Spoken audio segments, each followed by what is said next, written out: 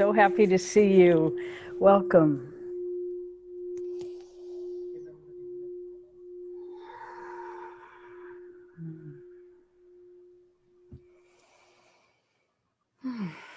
So here we are.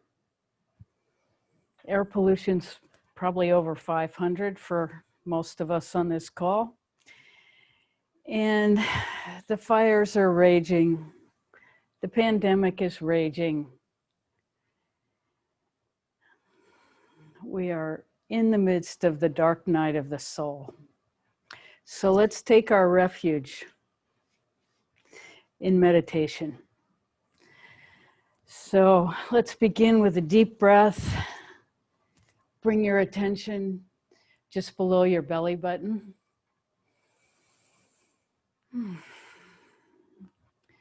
In whatever position you're in, straighten your spine as best you can. And take a deep breath. We hope that you have air purifiers and windows closed and are in a protected space. Breathe deeply just below your belly button and feel for this energy center there and allow it to expand.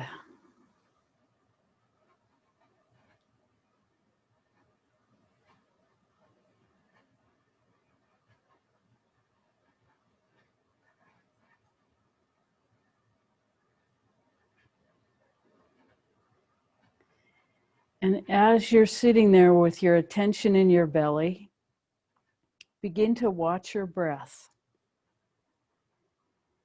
and allow yourself to go deep into the space between the breaths. This is where we find our beingness.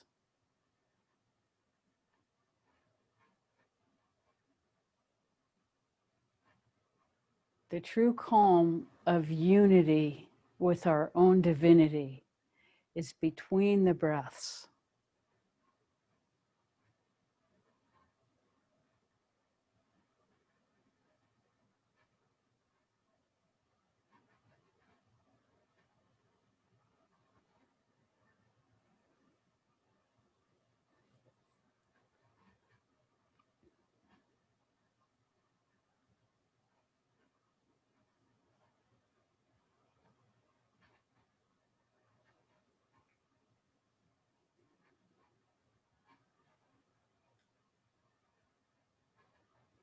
When you're ready, gently allow your attention to go down to the tip of the tailbone.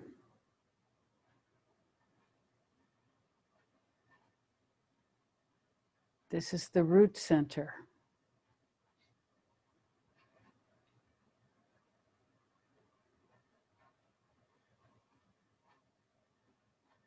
Again, focus your attention between the breaths and say in that space, I am that.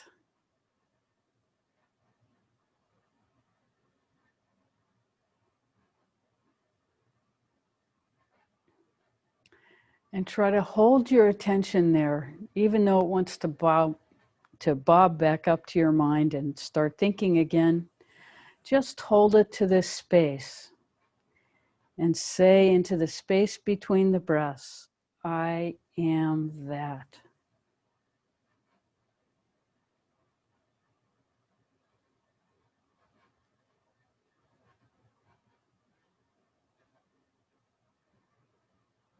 As we merge our identity with divine matrix.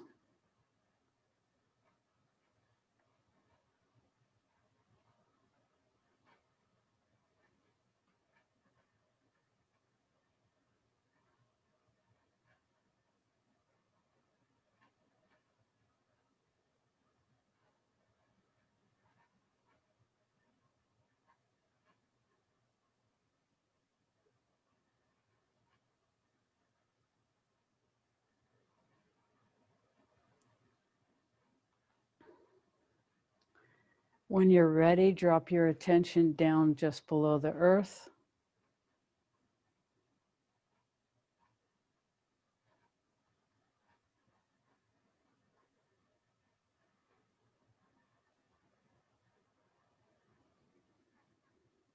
And again, breathe into the Earth Star chakra, just beneath where our feet would be if they were on the ground. And into that space between the breaths, I am that.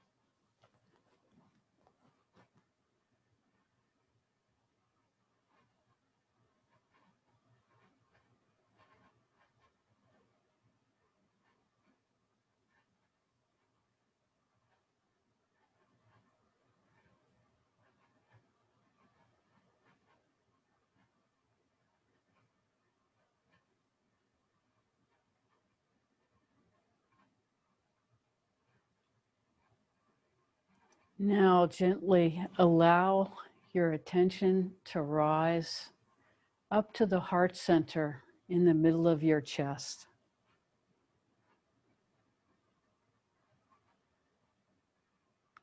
Feel your heart open and expand. Breathe into that center, and between the breaths, I am that. It doesn't matter how long that space is.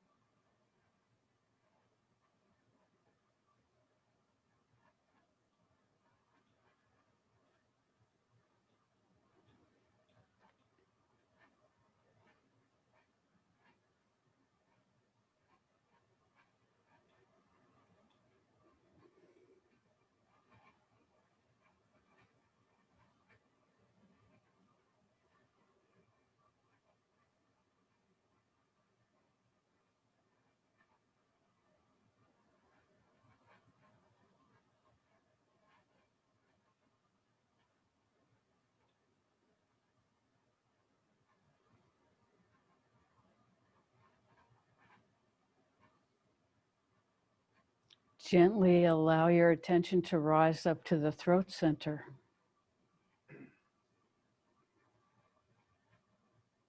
Breathe into the throat center, into the space between the breaths. Say, I am that.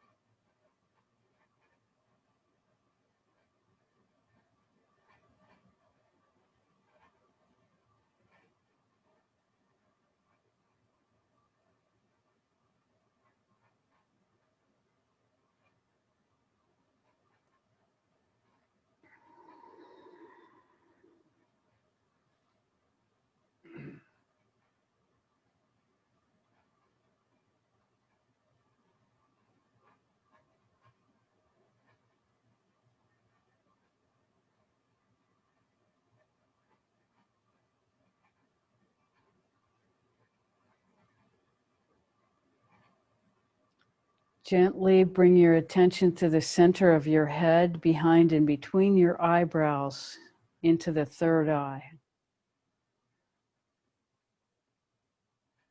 I am that in the spaces between the breaths.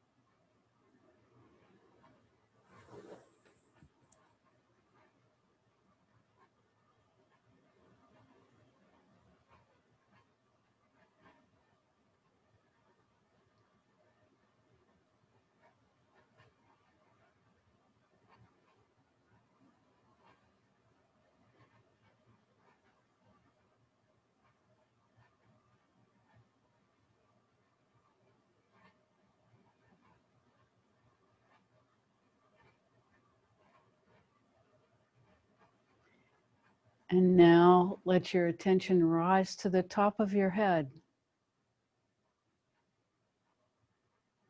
The beautiful 1,000-petaled lotus.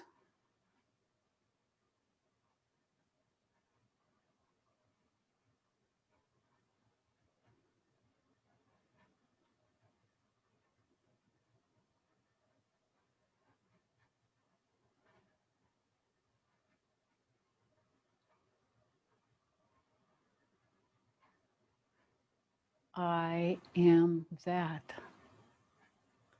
Into the space between the breaths.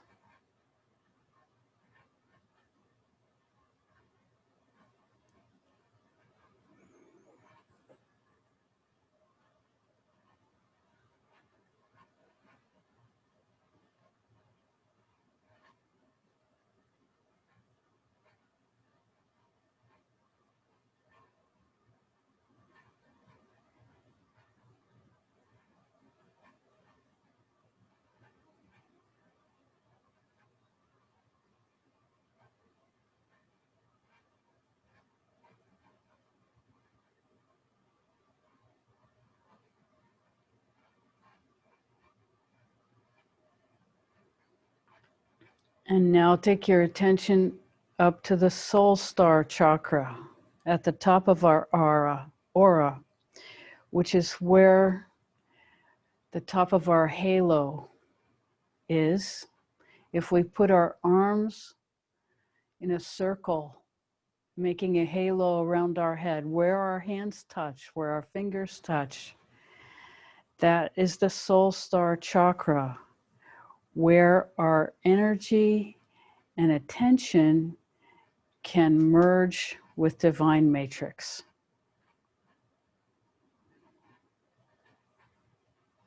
Now, truly, our energy and attention can do that in any energy center.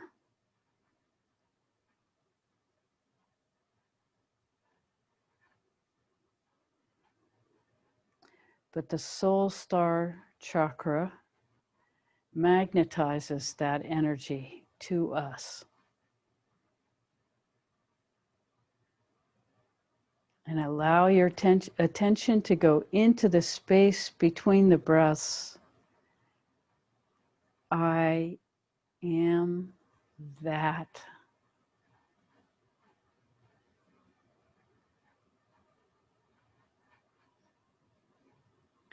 As we allow ourselves into the space of pure being.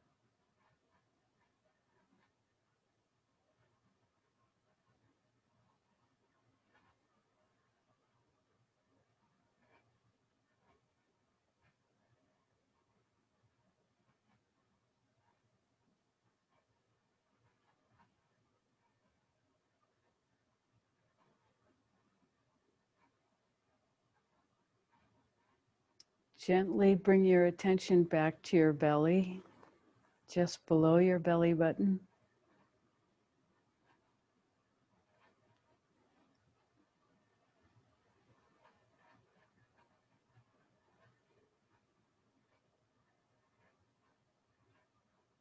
And as you're ready,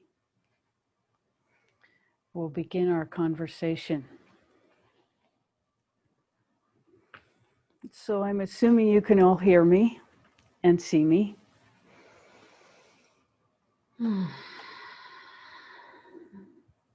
So locally, it's been a big week for fires and bad air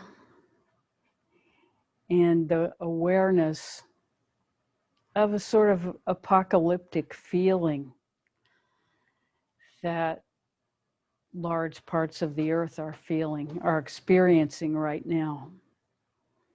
And it becomes undeniable as we're in the middle of it, experiencing it.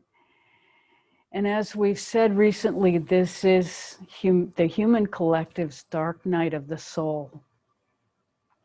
And the way through is to understand that we are moving toward a human rebirth, for lack of better language, where as the human collective, we choose to live with love, peace, joy, gratitude, and that which is beyond that we cannot articulate, but is that space that is the foundation from which we are born and which we die back into. It is the source of all that is. And when we choose personally and as a human collective, as the community of human beings, to live from that source and to take our cues of behavior from that source, then we will begin to behave in the highest best interests for the whole.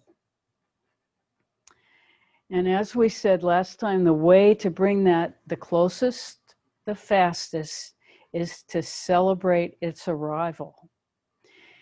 And the way to celebrate the arrival of living from source is to do it ourselves, to constantly be asking the question, how can I deepen my practice so that my own life, my own words, my own experience finally demonstrates connection to the whole?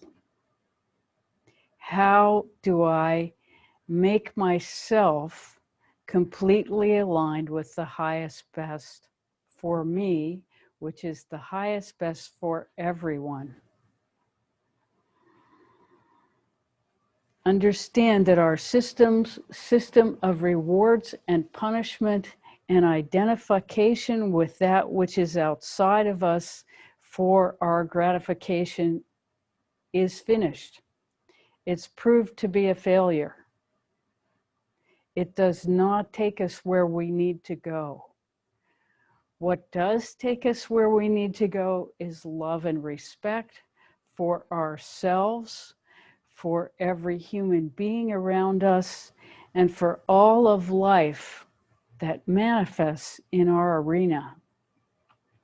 This means the natural world. Everything of the earth which we are born from, we are made of substances of the earth, which will return to the earth when we die. So we're not separate from the earth, nor are we separate from each other. This is an illusion. We are all energetic beings, and our boundaries, our physical boundaries, are an illusion. We actually are unbounded fields of energy that are constantly interacting with each other. And as empaths, as we recognize ourselves as empaths, we begin to be able to differentiate our own experience from the experience of others and raise ourselves into union with divine matrix, and then expand that so that that's available to every life that our life touches. And this is our job in this moment. We celebrate the arrival of union with divinity by making it real inside ourselves. And we celebrate that because when we are in a state of being, love, peace, joy, and gratitude naturally arise, regardless of our external circumstance. And there is so much contrast appearing in our external world. We use contrast to describe all the different experiences of polarity and acting out, and what our media is demonstrating to us as the themes of our age, which are the things that magnify the media's attention. They are not magnified to what we are doing inside ourselves because they can't see it or experience it. So it's up to us to begin to deepen our practice every single day and to express our love and respect for ourselves and everyone else as we celebrate the joyous arrival of our union with Divine Matrix, and share that with our community of like-minded beings, which is way bigger than we have any idea of, because there is no way to keep track of it. But people are choosing love, peace, joy, and gratitude by the droves as they take their attention inside and participate in what is authentic reality, which is our spiritual being that we have been cultivating, most of us for decades, waiting for the arrival of the matching energy from the outside. And so this time of crisis, this dark night of the soul, is really, COVID-19 has put humanity on downstay, and will probably do it again this fall and winter as the second wave manifests, so that again we are forced into solitude and internal examination, which will again pave the way for us to deepen our connection with the divine all of the all that is, as we become more and more aware of that field of being that we were referring to this morning is as I am that. And the reason we can't talk about it more concretely than I am that, or a field of being, or love, peace, joy, gratitude, and that which is beyond, is because we do not have quantum language, and it's a quantum field. Our language is all linear. And so everything that we try to communicate to you, we are taking a quantum field and trying to put it into linear language so that we can point the direction of the arrival of this state of union with pure beingness. And from the state of pure beingness, how to behave together as a human collective, a worldwide human collective, becomes obvious. And we work together to save the earth, to restructure how humanity treats each other, not from a top-down approach, but from an integrated union with the whole that makes how to behave obvious. Now, we can't say any more about how this is going to appear in your world, because every person has free will. And so the way that it manifests is unpredictable, but that it will manifest is predetermined. And the way we bring it closer is by choosing it in ourselves every possible moment. And the more we choose it in ourselves, the more frequently and the more intensity we bring to our choice of living from love, peace, joy, and gratitude. And really, who would choose any other? What appeal is there to any other except distraction and habit? Because we were trained from a very, very young age, our matrix of belief is that if we are a serious person, we are working outside ourselves to create something that somebody else has told us is important. So as we reach inside ourselves and discover what's truly important, What could be more important than grounding yourself in your own being so that you have some understanding of what it is you will be facing in the moment of your death and how you will face that? Nobody gets out of here alive. And truly, the only way to face that with some kind of equanimity is by spending a lot of time there before you get there. And so that's what our practice really is. We are diving into the depths of what it is to be a human being connected to our own beingness, which is none other than divine matrix, which is the beingness of the whole. And when we connect to that, when we are that, how to behave becomes obvious in every single situation. And if we don't know, we say, I don't know. I have to sit with this until I do. And we wait until we do know, and then we behave in whatever way becomes apparent to serve the whole in the best way possible. So we celebrate this union in the midst of the darkness. This is our message today. We welcome your questions. We're so happy to be with you, see your smiling faces, seeing the joy that is arising in the midst of the darkness. How beautiful to be that and to witness that in each other. How may we serve?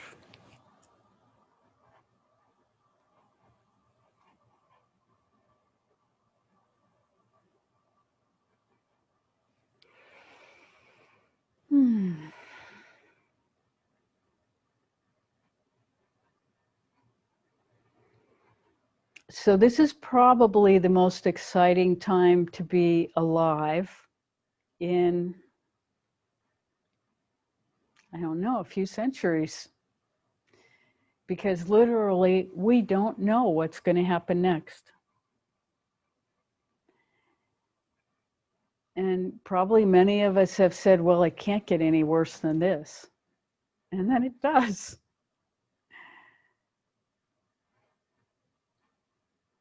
And so we allow that, we witness that, and we celebrate the gift of union that we have been given in every moment, regardless of outcome, in this particular moment, in this particular life.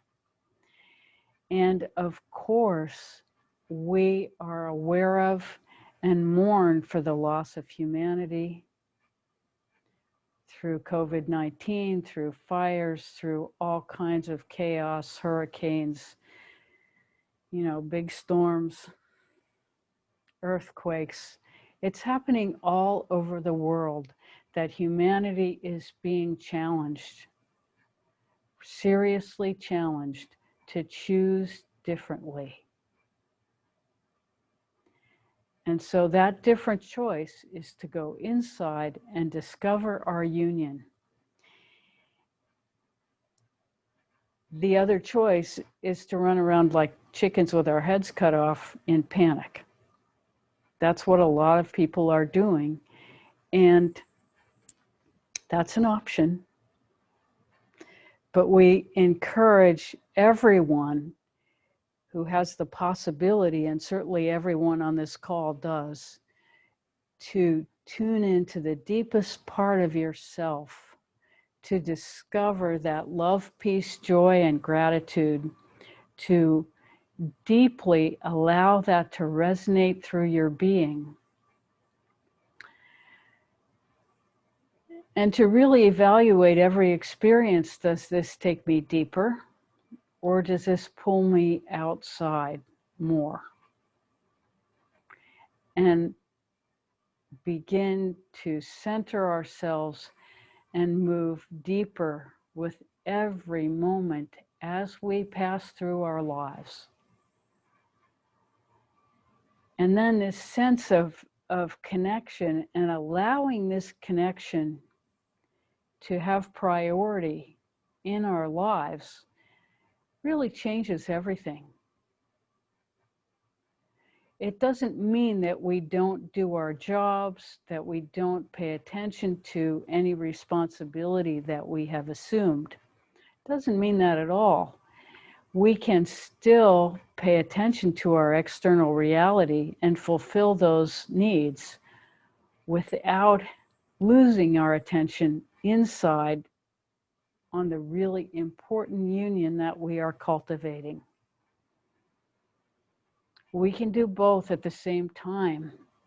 It's not an either or, all or nothing choice. We establish ourselves in the morning in connection. And as we go through our day, we cultivate a witness state so that we are experiencing our life, but we are not exactly reacting to it. We may experience our being start to gather an emotional reaction. We witness that reaction, but we don't necessarily invest it with our energy. This is what the witness state means. It means that we are slightly one step removed from our reaction so that we don't exactly have to engage it. We can see it rise up. We can feel it rise up. We deny nothing. But because our attention is grounded in our being, we actually have a choice to say, I don't understand what's happening in this moment. Give me a minute to reflect, and then I'll tell you. We can ask for that space so that we don't lose our connection in reaction and do something that might disrupt the whole rather than serve the whole. So witness state is just cultivating that possibility of having a minute between our reaction and our expression. Not a whole minute, a moment, a breath before we react. And that way, we get to have a choice about our reaction instead of just kicking out because we've been stimulated. We get a choice to breathe in and in that moment acknowledge in whatever way we want to, just ask for a moment, acknowledge that we don't see the clear path. We just say, I need a minute, I'll call you back. Or if we're in the heat of the moment with our loved ones, for this minute, I can't talk about this, just give me a minute to sit down and be quiet, and then we can resume our conversation. And very often the other person will do same, because you've stopped the reaction from your side from being expressed. You've just sat back and said, okay, the truth is, I don't know. So give me a minute to see if I can find knowing. And it may take a minute, may take 10 minutes, it may take weeks, but you can declare a truce of not knowing. And just admitting to that not knowing opens the possibility that something different can happen, that both people can come back with a deeper understanding of what's trying to happen and maybe resolve it in a much deeper way. But regardless of how other people react to your asking for time or stepping back into witness rather than actor or reactor, you have established within yourself the possibility to act in the highest. And so as we cultivate this in ourselves, we are cultivating the deepest part of our knowing to really experience living from that knowing rather than living in reaction to external reality, which we have always been taught from the time we were born, that external reality is the feedback that it's most important that we respond to, because that's where all our rewards and punishments come from. When you understand that the true reward of being human is to connect to our source, the source of our being, and that this is the real seat of knowing that transcends human experience and is nothing but love itself. And we hesitate to use that word because our culture has distorted it in so many ways. So we use love, peace, joy, and gratitude to point to that field of union with knowing itself. And in connection to that field, when in connection to that field, it's like sitting in the bottom of the ocean, and the turbulence on the top of the ocean doesn't touch you.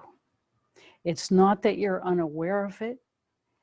It's not that you feel any less.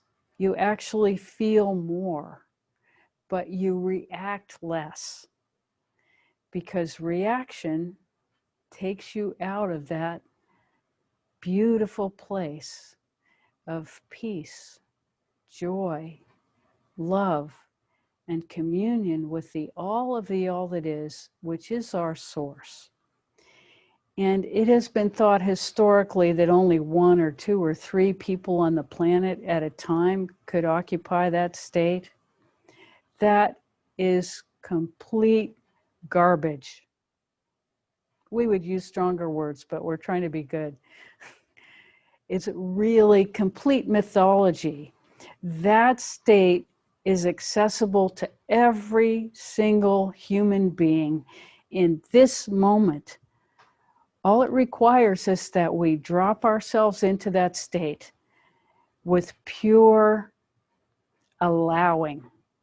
It's pure allowing that lets us just take a deep breath and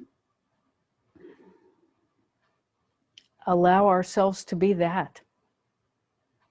And in every moment you allow more and you allow more. We don't really like the word surrender because that has war images and implies that there's some kind of battle or struggle. Or this isn't about that. This is about allowing ourselves to be what we already are. We could not be less separate from union with the divine if we tried. If we were truly separate, we would be dead, because it is the source of our life. So if we follow our breath into the space of its origin, that space is the natural space that we came out of. And we just allow ourselves to experience that union.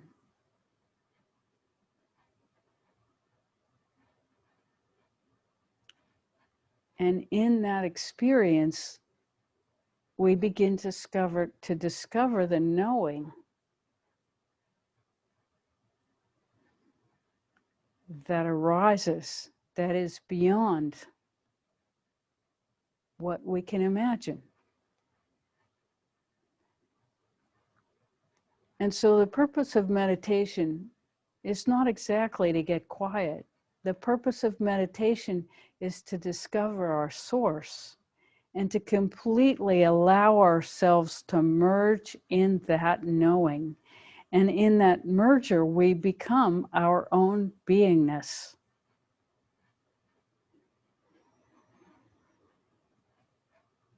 And this is a visceral experience. It's not something that happens exactly between your ears, although it happens there too, but it happens in your entire being.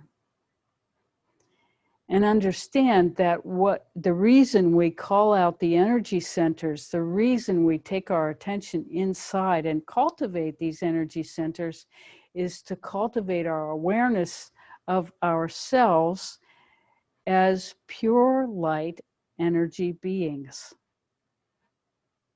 And so when we experience ourselves as pure light energy beings, then we are automatically in union with the source of that pure light. It's that simple. So we just inside, inside, inside. And as we become more in union with that light that we are, what we attract from outside of us naturally changes. Because as we become aware of ourselves as light beings, light attracts light.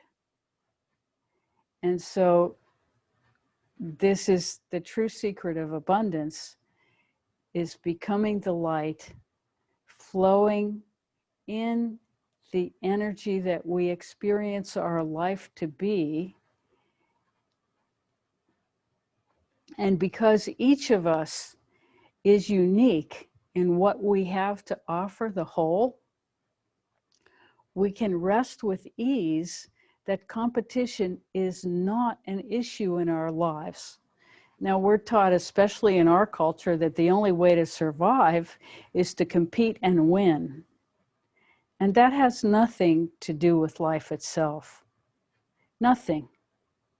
Because we are unique. What we have to offer the whole, there is no other human being that has that. And so as we become more aligned with ourselves and with our own expression of divine matrix, as opposed to matrix of belief, as we become an expression of union with divine matrix, then our expression of what we were brought here to do naturally happens.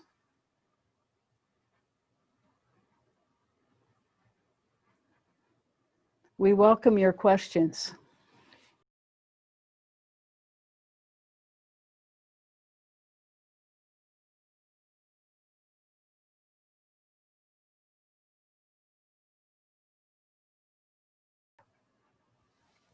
Well, the question is that I feel compelled to pay attention to the news.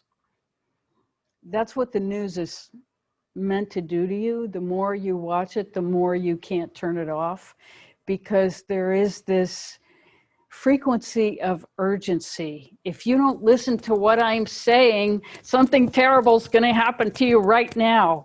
That's the energy of the news. Sorry. So that is compelling. And yet, even if we don't watch the news, we manage to know what we need to know from our own experience. And allowing that constant urgency mobilizes in us the chemicals of anxiety. And so when we choose to allow this information into our field in this way, understand that we are choosing to be anxious, because that's what this field of energy is. And it's very addicting. You know, it keeps you biting your fingernails on the edge of your chair. Oh my God, what's going to happen next? And you know, it's like watching disaster movies. And this is what the media is, this is their job, is to grab your attention in such a way that you're locked into this news cycle. And yet, if you step back and look at it a little bit, how much of that is really new information? Most of it we already know already, and we've heard it a billion times. And if you listen for 1 hour, you will hear the same message at least 30 times. And we all choose our channels based on our pre-made opinions. And so we are constantly listening to news that reinforces our opinions. And what this has done, it has completely polarized our culture to extremes. And as we participate in those frequencies, we choose which extreme we're going to occupy. Now, this is the opposite of focusing ourselves inside and merging with the whole of our being. And so this doesn't mean that we never watch news. It does mean that we are careful not to become addicted to that frequency of urgency. Because that frequency of urgency really draws all our attention up here, so that we are anxious and the thoughts just ping pong back and forth in our head. What's going to happen? What's going to happen? What's going to happen? What's going to happen? And so instead, we take our attention very deeply and we mobilize within ourselves the change that we wish the whole world to make. And in mobilizing that change in ourselves, we have no idea of how powerful that action is. All we know is that as we do it, we are contributing to the highest possible outcome for humanity. And this is the way we contribute. We choose differently. We choose to hold the space to celebrate the arrival of living from our beingness, the arrival of a world where all of humanity lives from being. And when you live from being, doing naturally shows how it serves the whole. Because when you are in connection with the whole, you are behaving out of connection with the whole. You're behaving in connection with the whole, and your decisions and actions arise from that. And so you are serving the highest for yourself, the highest for your family, the highest for your community, the highest for your state, the highest for your nation, and the highest for humanity itself. And as we all make that choice, we have no idea what that magnetic field of attraction will do to the whole. But we know that it's good. And we know that it's probably way more wonderful than anything we have ever experienced before as a human collective. And this is our opportunity as we come out of the dark night of the soul to come out of it complete in union with our own divinity. This is available to us and completely supported by factors in the unseen world that we can only become aware of as we experience ourselves as more and more beingness. We could not be supported more in this moment, facing our future, because this is a moment that has arisen to allow us to choose this change in ourselves. And choosing this change in ourselves magnetizes the change for all of humanity. And so we are broadcasting the energetic awareness to help you connect to that deepest part of yourself in this moment and carry that forward and deeper in yourself so that you are living from this, communicating from this, and sharing it with every life that your life touches. And this is not a proclamation coming down from high. This is us talking to you in flow in this moment. This is not anything about this. We're not coming down to you. We are meeting you where you are and allowing you to thrive in your own beingness so that you become a source of source for everyone that you meet. We are not interested in being a lone voice. We're interested in community, community that expands, that radiates the highest best for every living creature on the earth, which is everything. We hope that answered your question, which we can no longer remember. How may we serve further?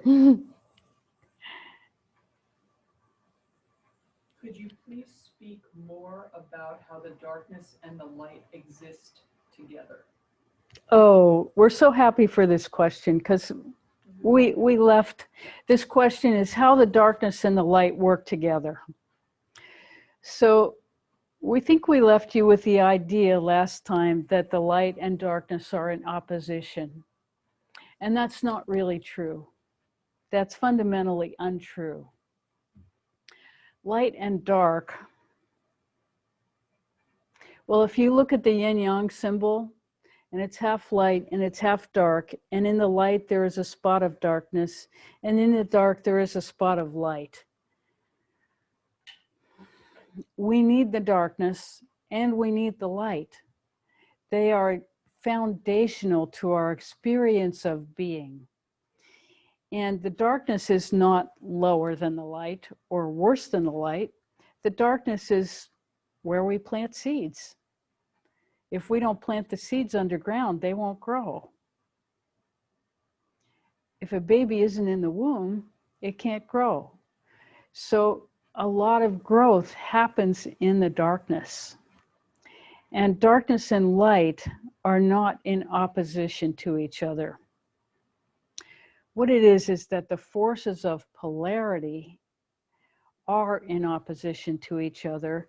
And when we are magnetized to these forces of polarity, we lose our center and our focus on the whole. And so when we are magnetized by polarity, we are pulled out of ourselves into this reactive state that reinforces the polarities, reinforces the idea that there is a struggle to be won or lost, and understand that in the whole there is no such concept as winning or losing, in the same way that rewards and punishments are completely ineffective. They have nothing to do with love, peace, joy, gratitude, and that which is beyond. That which is polarized needs more love, not less, more love. And so when we establish ourselves in the field of more love, we are stepping outside of all polarity. And light and dark are not polarity, but they are the ground of the elements that make our world.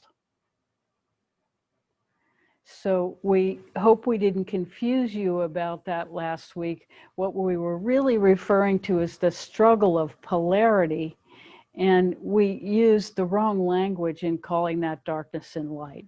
So we'll call that what it is, the struggle of polarity in the world of rewards and punishments. And this side wants to punish that side, and this side wants to punish that side, and they're duking it out. And the whole thing is irrelevant to beingness. Because as we sink into our beingness and become that, We are the still point in between the polarity. And the polarity naturally dissolves into the stillness when you seek beingness.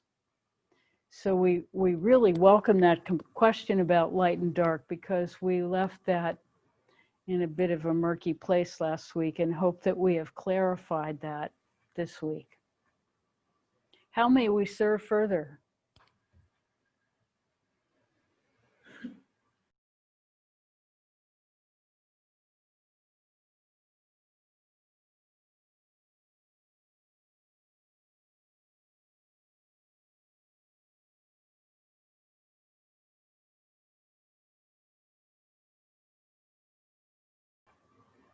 So the question is, as the light bearers that we are, how do we behave? And the immediate answer to that is that we focus at the beginning and the end of our day, and whenever we can in between, on merging with that light within ourselves, merging ourselves, our ideas, and refining ourselves. We become more and more refined the deeper our contact with this divine matrix. As you can see from week to week, our language and experience of what is and what is coming is refining.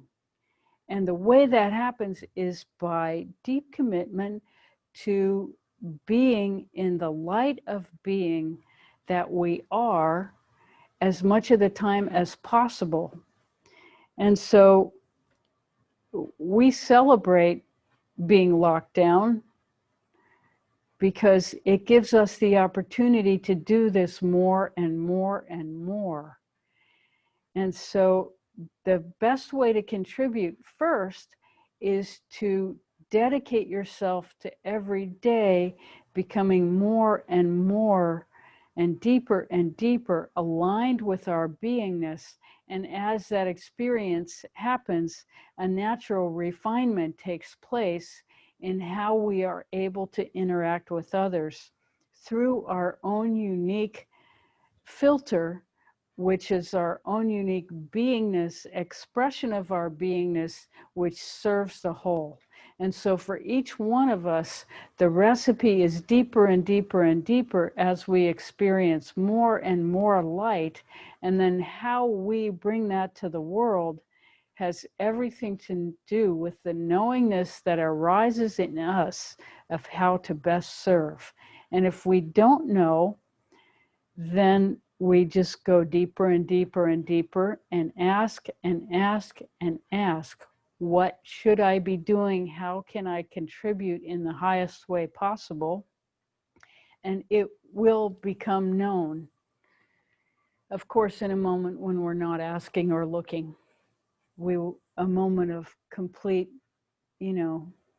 folding the laundry, raking, cleaning the gutter, whatever it is we're called to do that is kind of takes our mind and lets it free, the knowing of how to contribute will arise. We hope that answers your question.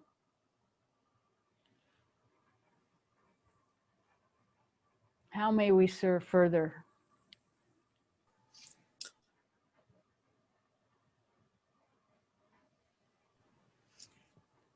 Good morning, Becky.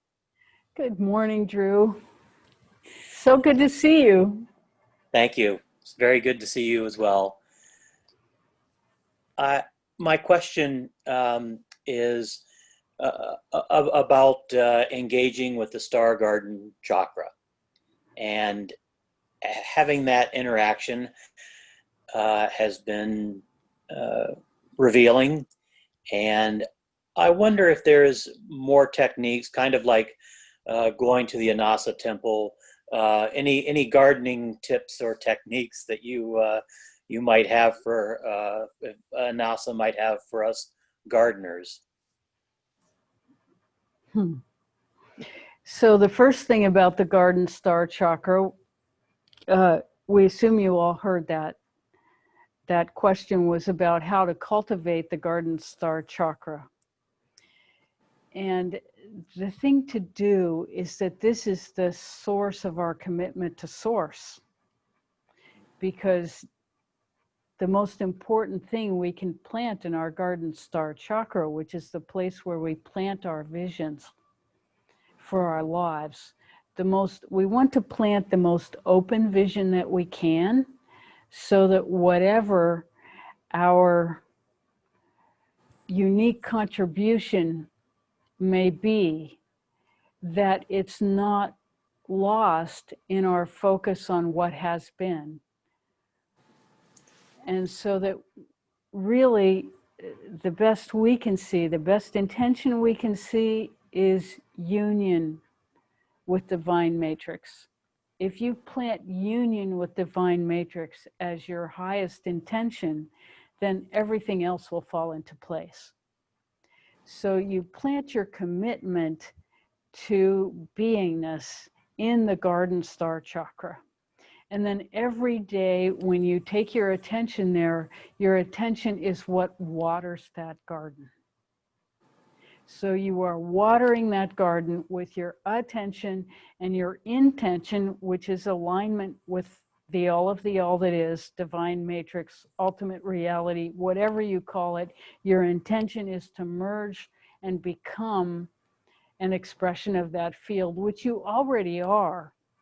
You're only limited by matrix of belief that magnetizes you into this system of reward and punishment, and looking outside for approval and validation, and instead of looking inside for alignment that allows you to actually, in that alignment, the knowing becomes a visceral experience. And in that knowing, there is more security than anything that happens in this exchange could ever give any of us. And so we water that intention with our attention. We water that commitment with our intention, which brings us to the pillow every day in whatever way we do that. And then our attention, which is how we actively cultivate the union with divine matrix that makes us whole. And then and by wholeness, we mean that sense of well-being naturally arises from contact with the all of the all that is. Because in that contact with the all of the all that is, all our confusion gets washed out by the energetic simplicity of beingness. And as that field begins to assert itself within us, our primary response is to say yes. So whatever arises in terms of energetic awareness, we welcome and say yes. And we become more and more an open conduit for beingness and the all of the all that is. And so we are cultivating ourselves and our union. As this energy arises in us, it washes away all these patterns of matrix of belief that keeps our attention mobilized on external reward. And so as we focus deeper and deeper, the energy rises up to clear out all this kerfuffle that we've accumulated in ourselves that obstructs our energetic field and our field of beingness from being pure awareness. And this pure awareness clears out all the debris so that we become more and more refined in our visceral experience of beingness. And in doing this every day and allowing the arising of the new frequencies within us and trusting them that it is our experience that everything that arises is beneficial. Because in union with divine matrix, there is no disharmony. It washes the disharmony out, and so that we become less and less obstructed. And of course, the other way in is whenever we notice disharmony within ourselves, we welcome it, because it is one more disharmony for us to bring into harmony with Ho'oponopono.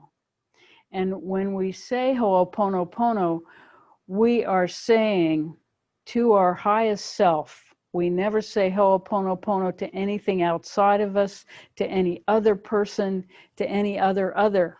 We say it to our deepest self. I'm sorry that I can't get to you in this moment because the disharmony is blocking my access. Please forgive me for allowing this.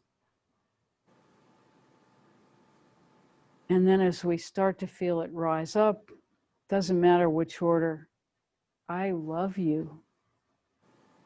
Thank you. And you'll discover that Ho'oponopono reorganizes its order according to your circumstance over and over and over. But you are always saying it. The point of it is you are always saying it to your highest self.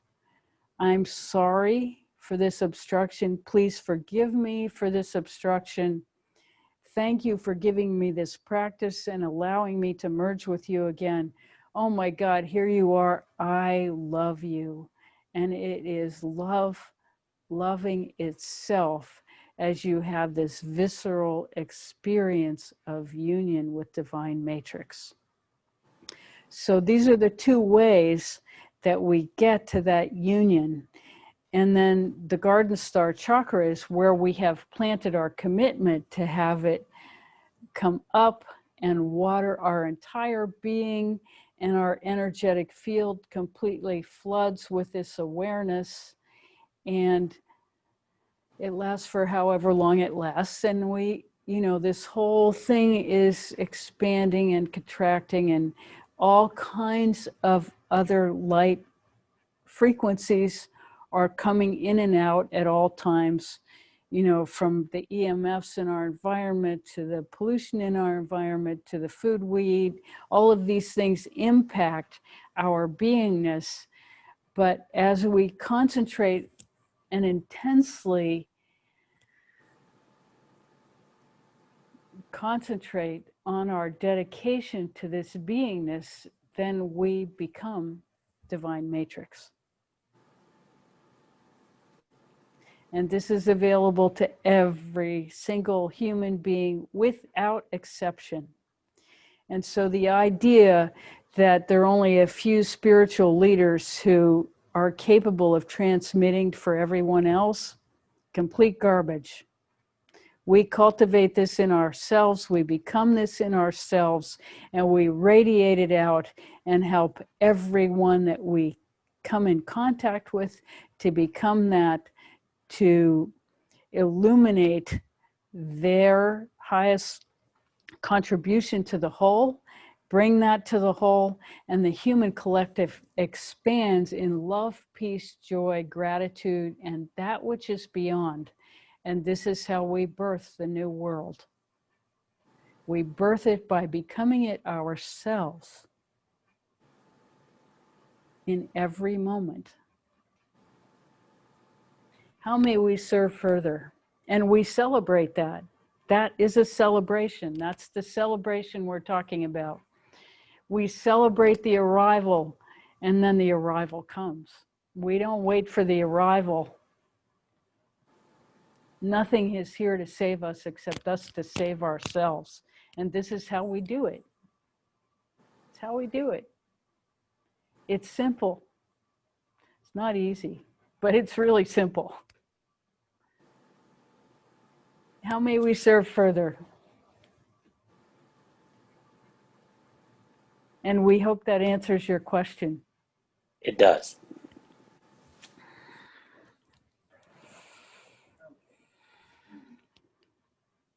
This will be our last question, probably. if we start clearing the energies that are not serving our higher selves, will our reality start shifting so that we will not need to witness so many of the polarities right now? Or will we see the polarities, but will we still see the polarities, but just see as the observer? So we won't feel the polarities so much. Basically, can we reach enlightenment right now, or we need to first experience the extreme polarities? Okay, so this is a question about, does enlightenment save us from the experience of polarities, really? Is probably the summary of the question. And as we experience more alignment, do we have a different experience? So,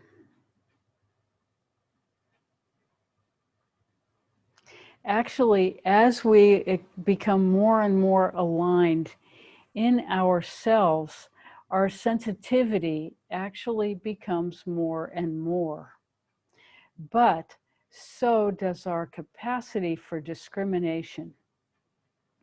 And so we'll give you this example. We are completely aware of this energetic field of anxiety that is just above our collective heads, which is the accumulation of fear that the human collective is radiating as these various life-threatening experiences are happening across the globe. So that fear is there, and it's very easy to mistake that fear as your own if you don't have the discrimination to know that as an empath, you experience everything that everybody else experiences in your environment and in the entire human collective. And so as you begin to understand that, the discrimination of how to say, everything that's not mine, please leave, so that you can actually see what's yours and what's not in the moment, and you can coexist with these layers of awareness. And it doesn't mean that you feel less, it means that you choose to react less. And you choose, in choosing to react less, what that means is that the first couple of times you'll feel that fear, and it will mobilize all the chemistries of fear that your body responds, fight or flight. That's the fear mechanism. So that will get mobilized. And then as you feel that in yourself, you say, okay, I feel afraid. You look around, is my life in danger in this moment? Well, there's nobody here, so I couldn't have COVID in this second. So then you say, okay, I'm safe. There is no fire. There's smoke outside my house, but there's no fire. So in that way, I'm safe. So you make sure that you are first safe. And then from that safety, you say, okay, fear, I welcome you. And the fear may just dissipate. That pretty much means it's not yours. But if you still feel the fear, you welcome that fear and you say ho'oponopono to it. I'm sorry to my highest self. I can't get to you right now because I'm distracted by fear. I can't see anything in my environment to be afraid of, but I still feel the fear. So you invite the fear. I'm sorry. Please forgive me for my lack of connection in this moment to my highest. Thank you for giving me the opportunity to resolve this fear. I love you, my highest self. I love you. You say it again. I'm sorry. Please forgive me. Thank you. I love you. And as you do that, your connection to the whole will re-emerge or emerge deeper than the last time. So we'll explain a few things about the arrival of emotions. As we surrender deeper, as we allow deeper into this field of connection, and these patterns of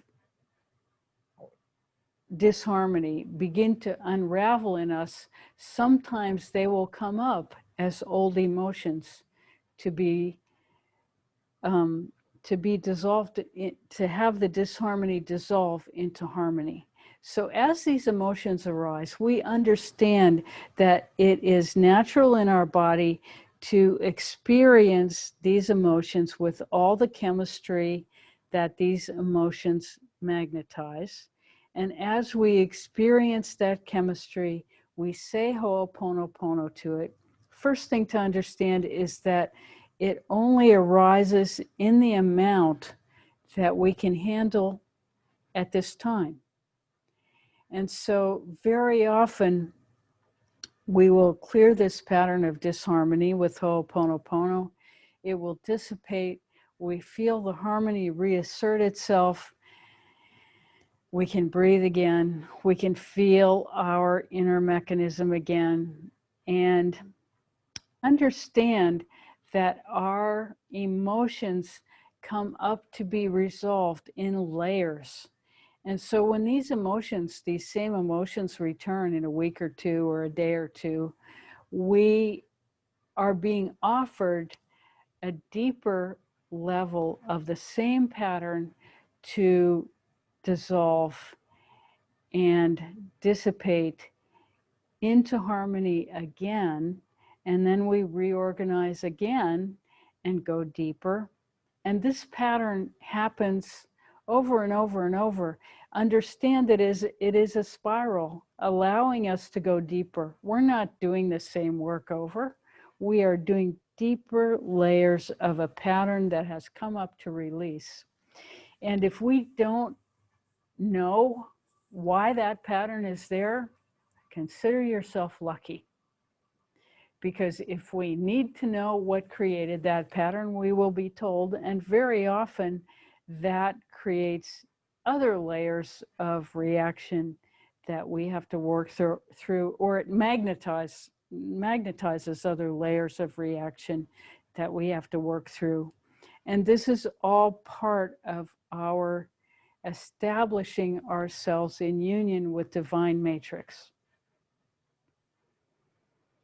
And it is the intensity of our desire and commitment that determines how fast we can merge into this field. So we're seeing that we're coming to the end of our time. It's unbelievable. It feels like we just started talking. But it's time for us to go back into meditation. And we've totally enjoyed being with you this morning. So let's take our attention inside.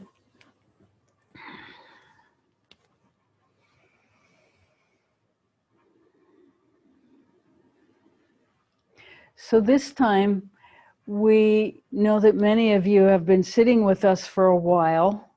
So we will allow you to do your own meditation as you magnetize your attention to these different energy centers. And we will focus on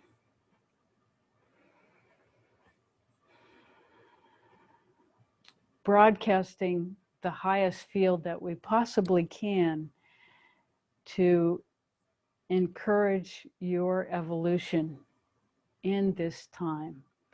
So we'll be quiet from now and leave you to your own practice as we bring to you the highest experience of divine matrix that we can mobilize.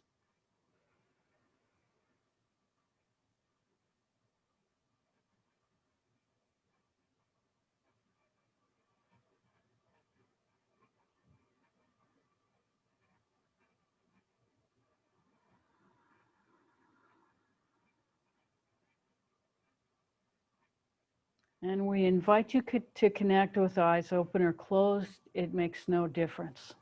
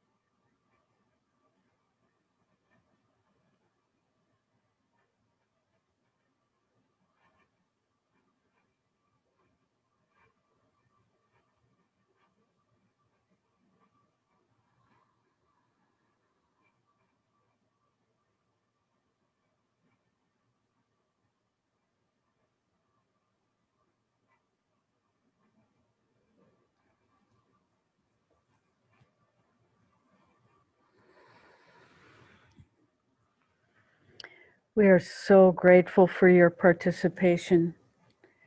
Thank you so much for being here today. We bow to your work.